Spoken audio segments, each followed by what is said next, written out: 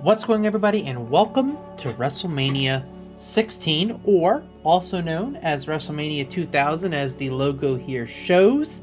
I actually really like this logo. It looks very futuristic, which is like the whole Y2K thing that they were going for here. I also believe this was the year that Y2J enters the calling card, which was Chris Jericho. I don't think he's on this card, but I do know that he comes into WrestleMania 17 once we get there. But this is WrestleMania 16. Again, really loved the title card and honestly didn't mind the card as a whole, but of course we will get to that. Obviously I had to get my pictures here from two different sources and they're a little bit blurry. They're not the best quality, so I apologize for that while you're looking at them down there. As always, Rob's ratings are on the far side there for WrestleMania 16 here, and our number scale is from 10 to 0. A's are 10 and 9, B's are 8 and 7, C's are 6 through 4, D's are 3 and 2, and F's are 1 and 0 for those of you guys who are just tuning into this one and haven't seen one. Otherwise, yeah, Rob goes by letter grades, so obviously A's are usually going to be 9s. He'll usually do plus and minuses to kind of differentiate between them there, especially with C's. He always does pluses and minuses for C's. So that is where we will go from there. We're going to open up the show with Big Boss Man and Bull Buchanan versus D'Lo Brown and The Godfather, with Big Boss Man and Bull Buchanan winning. Now, Bull Buchanan is not my favorite wrestler. I'm actually not a fan of him much in general. I don't think he has a very valid moveset. I don't think he really executes anything particularly well. But he does have about 3 or 4 moves that he executes perfectly, and his leg drop to win this match is one of them. He gets such a good height, such a good drop. It looks lethal, but it's always been safe to my knowledge. I know one big issue with him was that he hasn't always been safe, but that move has never injured anyone to my research. Big Boss Man, again, first of all, don't know how Big Boss Man's in this match, since, again, he was hung in WrestleMania 15, in case you guys don't remember that fucking debacle. But apparently he survived. Which, I feel like, if you're gonna do a gimmick or an angle where he was hung from the top of a Hell in a Cell, the least you could do is change his gimmick.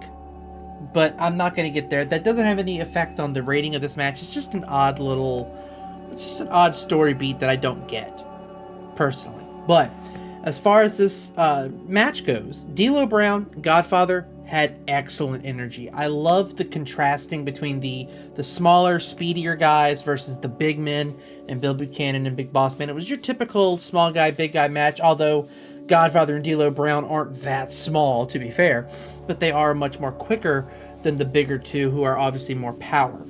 I thought that Godfather and Bill Buchanan were probably the weak spots of the two respective teams, but I thought they both did enough in this match to make this a decent match.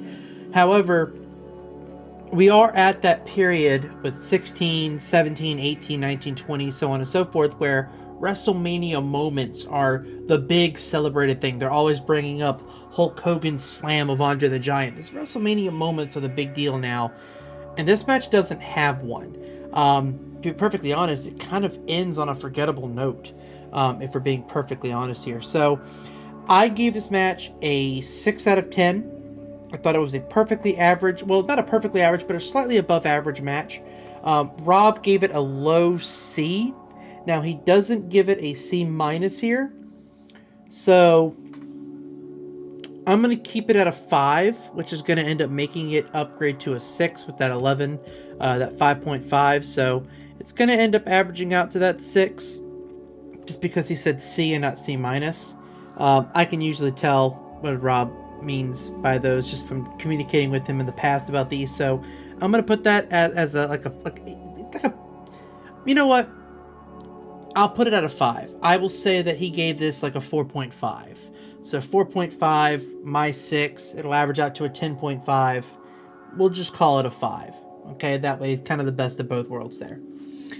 The next match we have is a 15-minute WWF Hardcore title match featuring, oh boy, Crash Holly Viscera, Bradshaw, Farouk, Hardcore Holly, Joey Abs, Mosh, Pete Gas, Rodney, Taka Michinoku, Taz, and Thrasher, with the final winner being Hardcore Holly.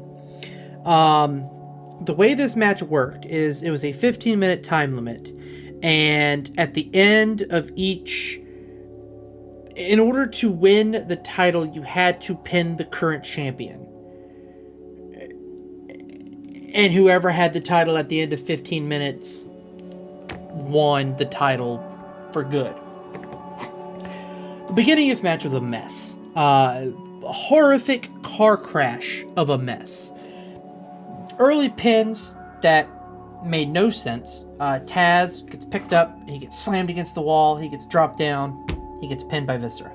After he hit 3 moves on Crash Holly, who entered as the champion, and pinned Crash Holly and won the title. Nothing happened. There's no reason for you to be down for 3 to get you got picked up, you got hit into a turnbuckle, you got pinned. That's it. The third change, APA takes Viscera out, drops Funaki and Taka onto him, allow them to win the belt temporarily, and then just tosses them out. Like they picked up Taka. I believe it was, actually no, it might have been Funaki. They pick him up, they slam him on Viscera, he wins the title. So Funaka has the title, then they pick the two of them out and they throw them out of the ring and then start beating up other people. You threw out the champion. What are you doing? The booking decision doesn't make sense there from my angle. It was very odd to see that decision made. The fighting ends up going to the backstage. The title plays effectively hot potato for 3 minutes. Taz wins it again for 2.5 minutes. Forgets he's the champion by still trying to pin people. He's the champion. Why are you pinning people? Again, so many odd booking decisions. It's almost like they ad-libbed half of this match and then just forgot the rules halfway through. Let's see here. Taz and Crash and Hardcore Holly just seem to forget the point of the match and fight outside. No one tries to pin Taz. Crash gets the 3 while Taz kicks out, but the ref counts the 3 anyway, which that didn't make any sense to me. He kicked out before 3, but you still counted to 3. Then Hardcore Holly comes out, smashes a glass candy jar over both their heads, and pins them, but the ref never counts to 3. Crash takes the belt, assuming he kicked out, eventually brings the belt back as Hardcore Holly is called the winner. It is exactly as confusing as that sounds. Yeah. The entire ending segment, I couldn't tell if it was a botch. I couldn't tell if there were mistakes made throughout this match. Again, as I said, it seemed like they were ad-libbing half of it. None of this match made sense. The entertainment value was lost because I spent more time trying to A, figure out who was champion, and B, trying to figure out why no one was pinning the champion, and C, trying to figure out what the hell was happening in general. This was a trash can of a match. I gave it a 3 out of 10 because there were entertaining segments of it. It looks like Rob gave it a low C. If we're going to keep on the same progression there and say that he gave this a 4.5, I gave it a 3. It's going to be a 7.5. That's going to end up averaging out to a 3.75. So we'll call it a 4. We'll call it a 4, call it even, and move this to a 4. And I'm pretty sure my math is wrong there, but I think a 4 makes sense anyway. If I gave it a 3, he gave it a 5. Regardless, it's going to end up going into that 4 spot. So it really doesn't matter if my math sucks. It fits right there. Next up, we have Head Cheese. Yes, Head Cheese, which consisted of Al Snow and Steve Blackman versus T and A, or Test and Albert, with Trish Stratus alongside T and A. T and A would win this match. The beginning of this match starts with a god-awful fucking Head Cheese mascot and chant. He brings in, I believe it was an Asian gentleman who is dressed in a cheese head outfit. That's where they came up with the name of it. I was absolutely as confused as Steve Blackman was. Steve had no idea what was going on. I almost couldn't tell if it was a shoot or a script or a promo because Steve looked as flabbergasted as I was during the entire ordeal. Trish is in her sex symbol mode, effectively.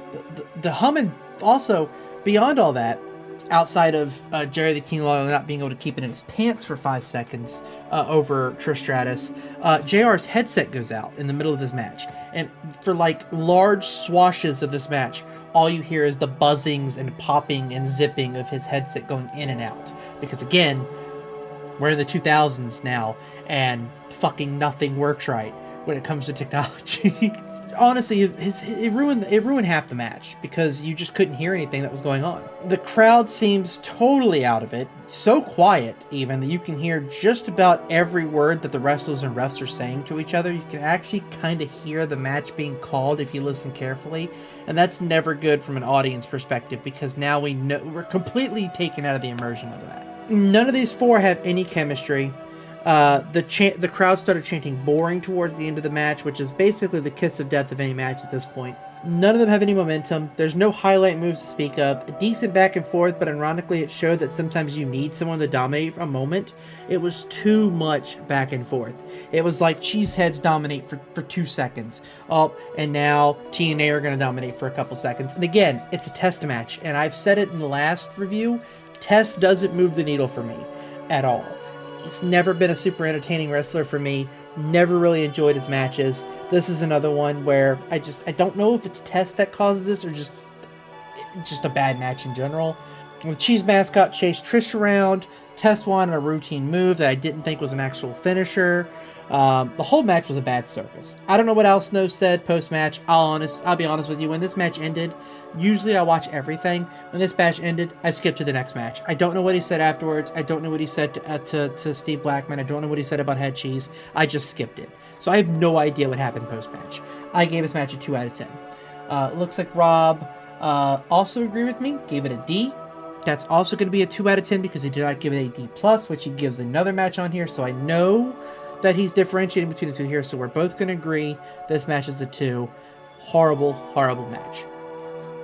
Next up, we have the WWF Tag Title Ladder Match. Christian and Edge versus the Dudley Boys versus the Hardy Boys. Christian and Edge win basically all of the TLCs. Oh, this is technically not a TLC. This is just a normal ladder match. The TLC is WrestleMania 17. I will spoil one thing here. That will be a match review. But because that's going to be the match review, I'm not going to make this the match review. Because I know how much Rob loves these three. But I also know how much we both love the next match. So I'm going to go ahead and say, I'm not going to make you guys watch us review 2 straight ladder matches like this between these 3 teams. So we're going to save that one for then. I will go ahead and break down this one. Pretty much every time I watch a ladder match, I wonder how everyone just doesn't leave it broken. And I've said it before, probably say it again later on. Ladder matches are some of the most entertaining matches, but I also I just watch them flabbergasted that they're just not all broken up. I know it's the material the ladders are made out of. I know it's designed a certain way. They know how to hit each other. They know how to take the hits. And a lot of times they do leave bruised and broken up a little bit, but the way these 3 use ladders, both in this match, all 3 of the TLC matches, anytime Edge and Christian or the Hardy Boys or the Dudley Boys are near ladders or tables or chairs or anything of the like, it's destruction and bodies everywhere and just absolute insanity how no one dies. Absolute insanity how no one dies. When these 6 are in a ladder match, it's always a classic. It's always an absolutely phenomenal match. The crowd was hot. Every single connection sounded like it was being struck by a baseball bat. It was so good. So many high impact spots. Can't even really count them all. Insane entertainment value. I will again say the one at 17 is better. But this match is still a solid 9 out of 10 match. Every time someone was on the ladder, I was waiting for an Edge spear, similar to Shawn and Kevin Nash a few manias. I'm sorry, Shawn and Razor Ramon a few manias ago. The ladder are paid actors and basically additional wrestlers in the match because of how they're used.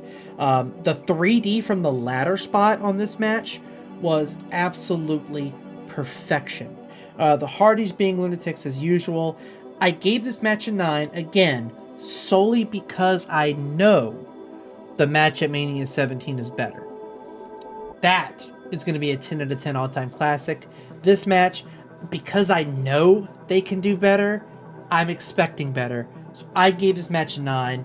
Me and Rob have already discussed this match because we've discussed WrestleMania 17. and he has also given this match a 9. So I know for a fact, you guys might say we're cheating here, but I know for a fact that Rob gave this match a 9 as well, because they can do better. So that's where we're going with that. You may not agree with it. It may be a slight obscurity for the card. Maybe this match deserves to be a 10 out of 10 as well, and that might be your opinion. But I'm putting it at a 9 because, like I said, about 4 times now, I know they can do better.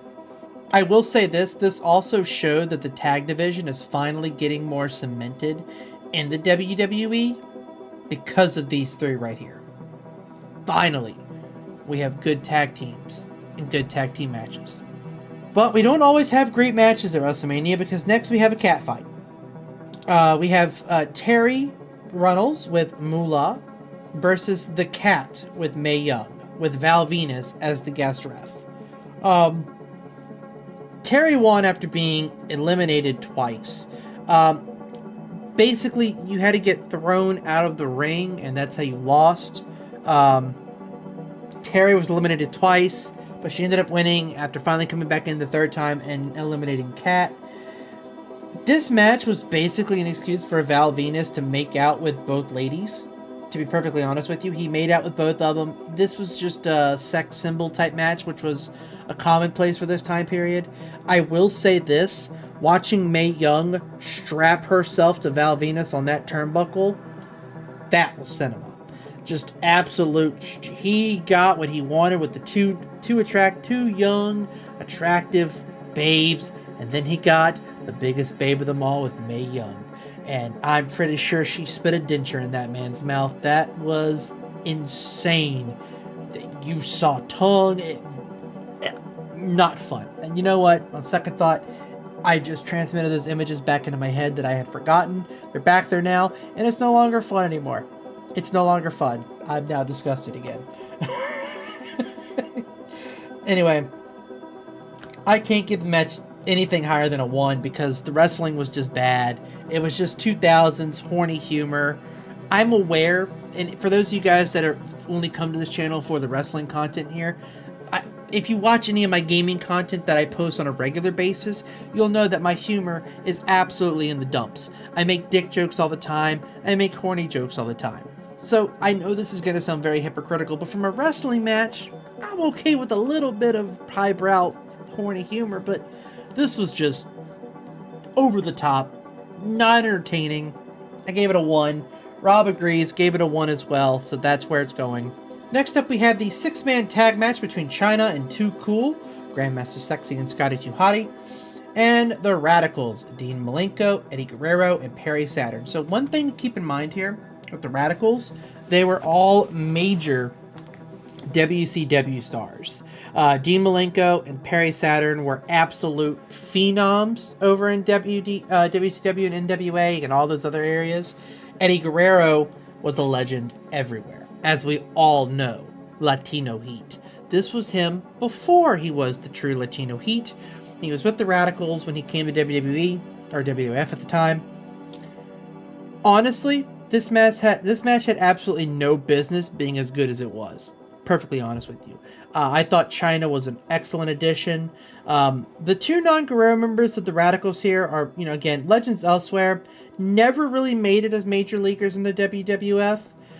Obviously, Eddie beginning to blossom. Too Cool.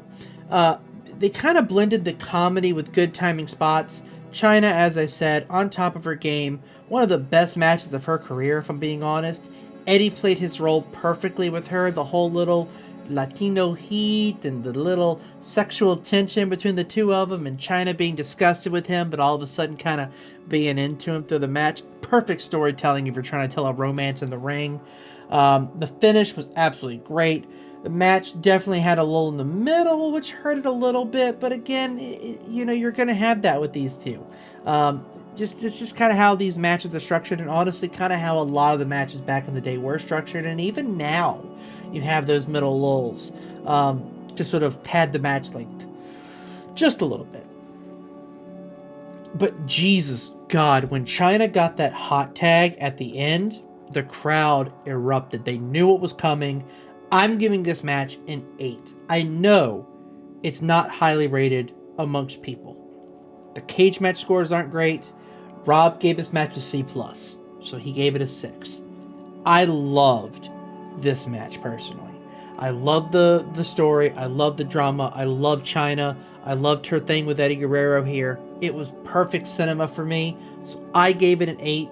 Rob gave it a C+. It's going to average out to a 7, but honestly, I think that's still a very respectful spot for it, and I think that is completely appropriate. So a 7 for you. Next up, we have a very special match here. The WWF Intercontinental and European title matches. 2 falls. First for the Intercontinental title and second fall for the European title between Chris Benoit, Chris Jericho, and Kurt Angle. With Benoit winning the Intercontinental title, Jericho winning the European title, and technically Kurt Angle was never pinned. He held both titles coming in, never was pinned, walked out with nothing. But this match, a very special match, which might end up having implications to a current WWE title that is currently together in the tag team titles. So, what better way to talk about this, since this is all leading up to WrestleMania 40, than discussing this match with Rob, and discussing what he thinks may happen with the current tag titles. Let's go to him. What's going on, everybody, and welcome to the match review for WrestleMania 2000 here. This is going to be a bit of an interesting one, and that wasn't what I was expecting. This is going to be because he's there. True. This is going to be an interesting one because this is technically 2 matches in one, but we will explain. Kurt Angle versus Chris Jericho versus Chris Benoit, and we would like to make it perfectly clear we are simply commentating on the match itself, not the person. Want to make that perfectly clear. Anything that we say in a positive light towards Benoit is clearly as a wrestler, not as a person. We have both very much acknowledged the fact that he is not a good human being outside of the ring. Simple as that. But yes, just want to get that out there. Strictly talking about this match in particular. Normally, we talk about things outside the ring, but we're going to obviously avoid him outside of the ring here. We'll maybe talk about Angle and Jericho outside the ring, but as far as Benoit is concerned, strictly during this match. Obviously, another thing I wanted to talk to you about here was something that is interesting with this match. So, Kurt Angle holds 2 belts, Intercontinental, European title. He gets tricked into putting both on the line for WrestleMania 2000. He goes in. He ends up losing both belts. 1 to Jericho, 1 to Benoit. Is never pinned. I have 2 questions for you, which is why I wanted to review this match. 3 technically, because I would like to know how you thought about the match. I thought this match was rather disappointing, given the parties that were involved. I gave this match overall a 5 out of 10. 4 for the first fall, 6 for the second, so I averaged it to a 5, and I just kind of called it even for both matches as a 5. I thought these 3 were absolutely excellent in the ring, and I just feel like, I don't know what it was. Maybe it was the stipulation, maybe it was intentional, maybe it was just not their best night. But while they had some great interactions and they had some great back and forth, I felt there was just something missing from this entire match, and it wasn't that great. Let me see here. Match was shockingly disappointed. Benoit won the Intercontinental title. Jericho won the European title. Not because it was bad, but it was a middling average match between 3 of the best wrestlers at the time. I expected better, so maybe that's why I was disappointed by here, because I had very high expectations going in. And on top of that, after Benoit won the first fall, it became a contest for the European title, but overall, a 5 out of 10.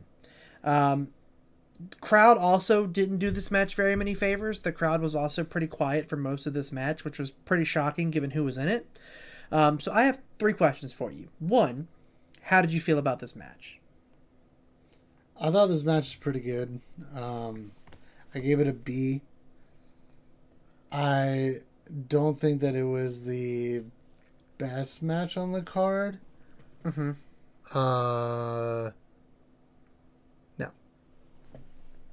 So I think from a technical standpoint, Benoit, Angle, untouched. When it comes to Chris Jericho being in the mix of them, he is not as technically sound, but that he can keep up with them. I mean, the dude's the man of 1,000 holds. Right. Right. And I think the Kurt Angle Benoit match in 17 is a lot better than this one. I would agree. I don't think that this was Kurt's best performance because while he was gaining steam, I don't think he had hit his true pinnacle at that point. Mm-hmm. I honestly think that when he went bald is when he really took off. Mm-hmm. Chris Jericho, everyone knew him from New Japan, from WCW into WWF, WWE. Now we laugh at him in AEW. Yeah, kind of. I mean, I don't really watch AEW, so I have no input on that. Yeah. But Chris Jericho's always been a dog, dude. He is phenomenal in and outside the ring. He is just a dude that loves what he does for the business. Mm-hmm. Benoit, one of the best sound technical wrestlers of all time. Do I think he's as good as, let's say, Bret Hart? No. But I do think he's up there in regards to skill outside of what, he's done. But just looking at him as a wrestler, he molded him very well with the other two, more or less with Kurt. Because, then that leads into the next WrestleMania, like you said. Mm-hmm. Jericho's Lion Tamer with his middle rope flip, untouched. Mm-hmm. Untouched. And they just make all of their counters look fluid. Mm-hmm. You know what I mean? Right. This was, in my opinion, too many cooks in the kitchen match. Similar. There's another match like this where I can't remember the match what it is now, but it's four really good wrestlers. It was like the British Bulldog.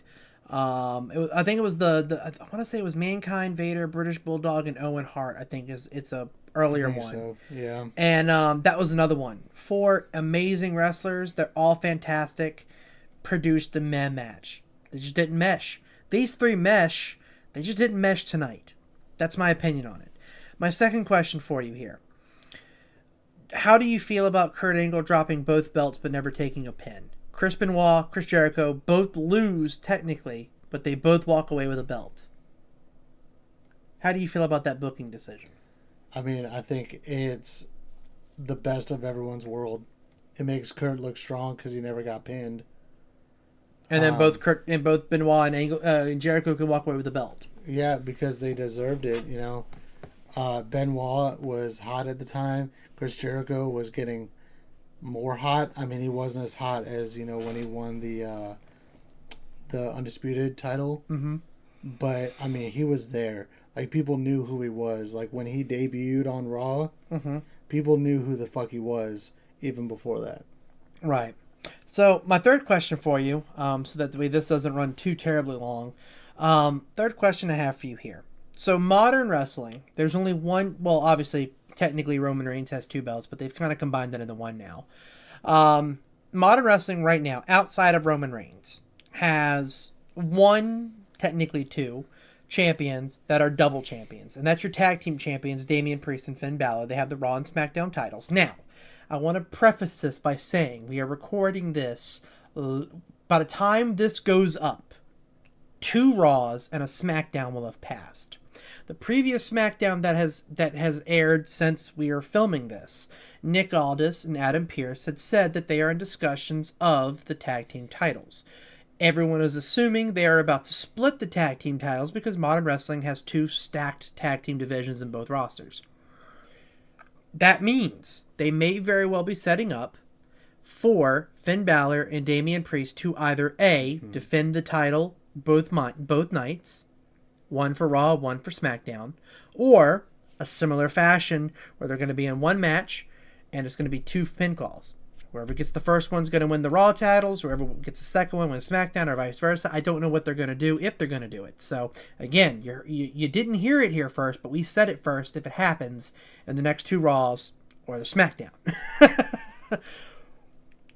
Do you think that it would be something that would work today. Like, how do you feel about that? Because we haven't really seen a double champion in a while split their titles like this. Usually it gets combined or one title gets tossed aside. Like you've seen the European title doesn't exist anymore. That gets thrown away. The hardcore title doesn't exist anymore.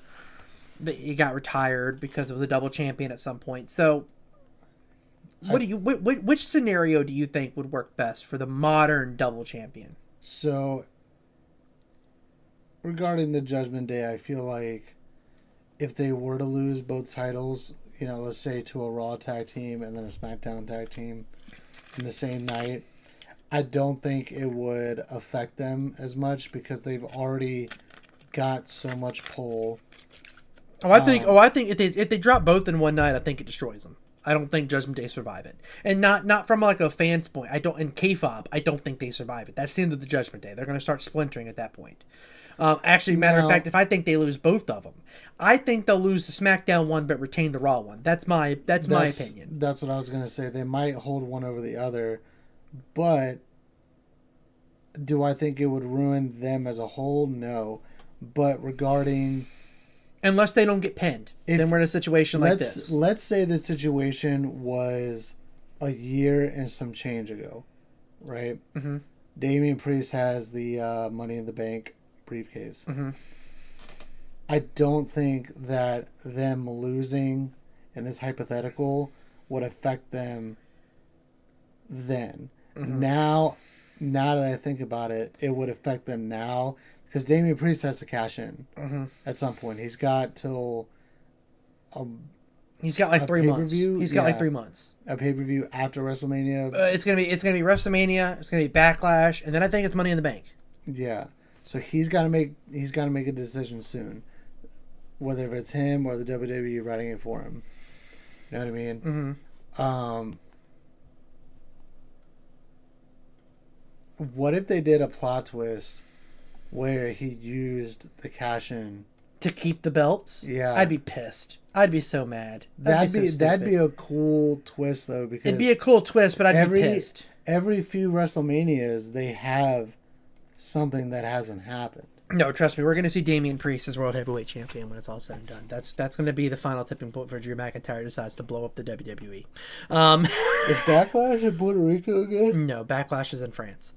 Okay, anyway, I think that's all the time we have for this. Overall, again, I didn't like this match as much as Rob did, but I thoroughly like and love all three wrestlers. I mean, I even just say Kurt Angle's on my Mount Rushmore. Yeah. So, I mean, if Benoit didn't do what he did, I feel like he'd be up there too. Kind of hard to celebrate him now, unfortunately.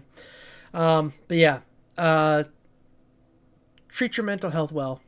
And if you have a concussion, get looked at. This guy knows all about that. How many have you had now? I've had 2. Yeah, I was there for one of them. My short-term memory has been affected by it, but my long-term not so much. He forgets my name all the time. Says the guy that fucking calls me Tom. Well, I have 2 Hispanic best friends named Tom and Rob, and sometimes I get the 2 of you confused. Anyway. I got no words. That's a joke, by the way, for anyone that takes me seriously there. Anyway, back to me. Welcome back, guys. So, as I said there, I gave this match a 5. I thought the first fall was a 4. The second match was a 6, so it averaged out to a 5. Rob kind of agreed as far as rating both matches kind of together. He gave them a B. I believe, again, we recorded the match review on a different day, and I don't know if you guys noticed with the last one, but I got the actual grade wrong of what he gave it, so I'm pretty sure he gave this match a 7. So if I gave this match a 5, he gave it a 7, it's going to end up averaging out to a 6. I still think that's an appropriate spot for it. Really and truly, even if you gave it an 8, it would still end up averaging out to a 6. So it's fine there.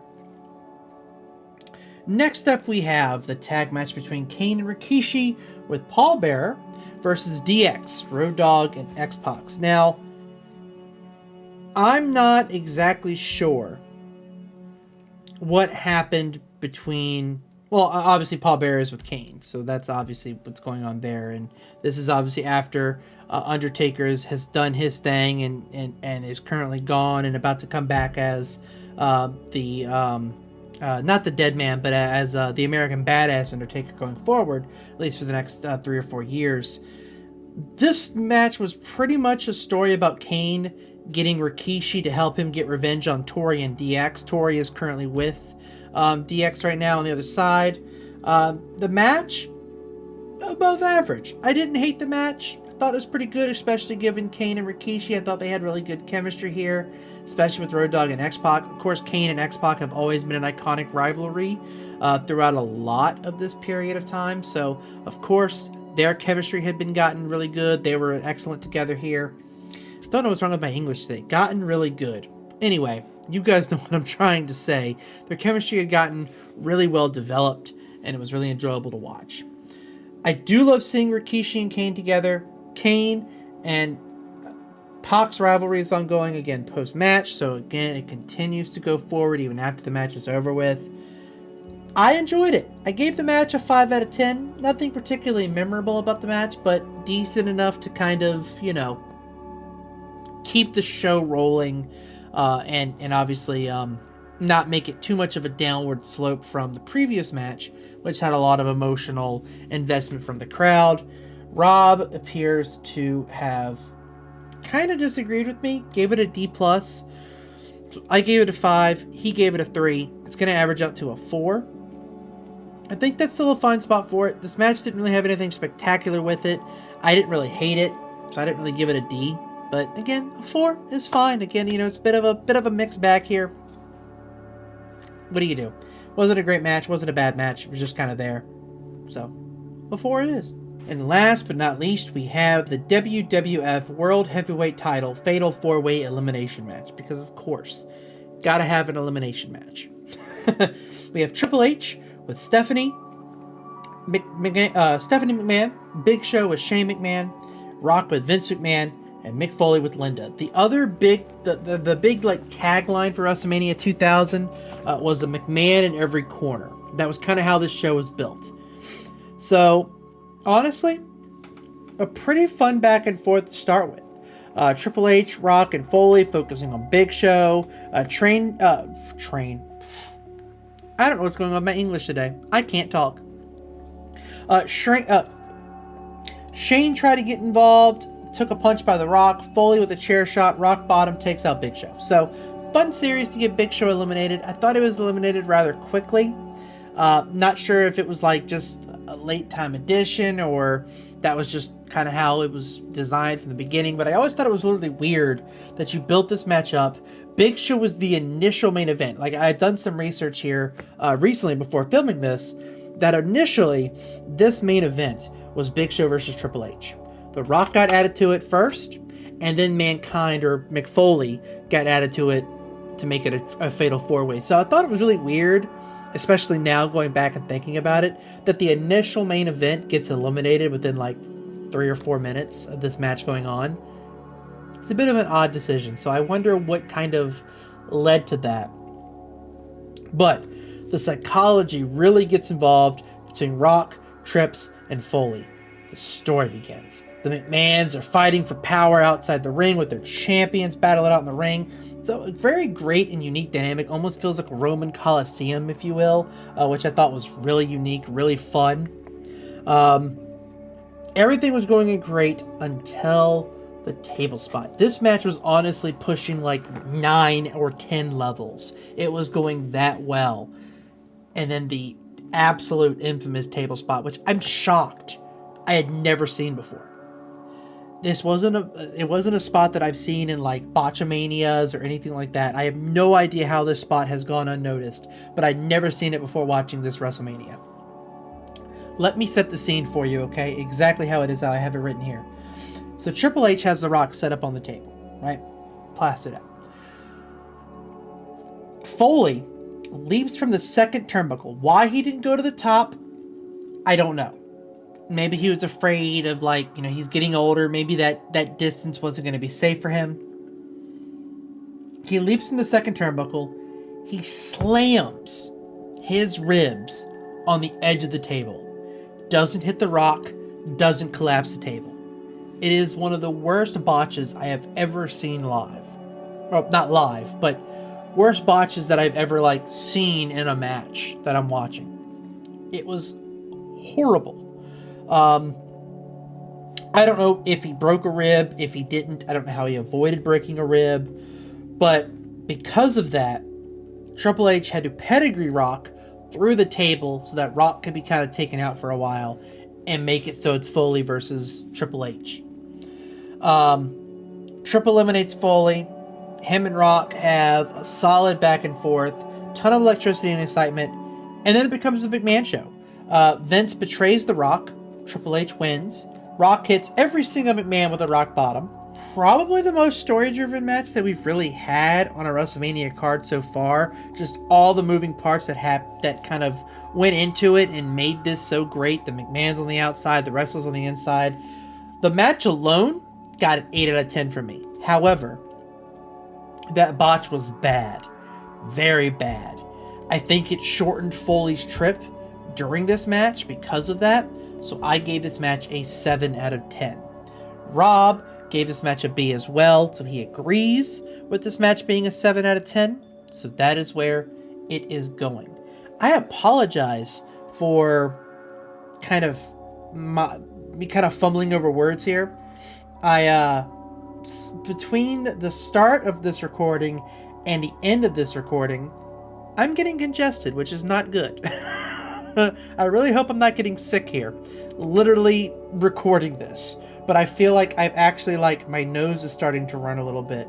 So that's fun. I do apologize for, not quite being as concise with my wording as I usually am. So I do apologize for that. But this is the card we have right now.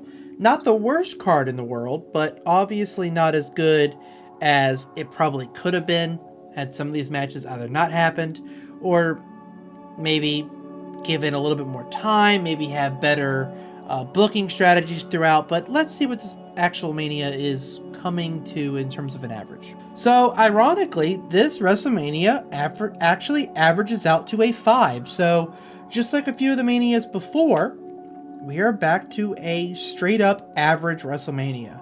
Not bad, seeing as you do have that stinker of a 1 down there, but the 9 kind of makes up for it. So, yeah, WrestleMania 2000, you are a 5 out of 10, a serviceable enough WrestleMania. But boy, oh boy, Chad, am I excited for the next 2, and I hope you are too.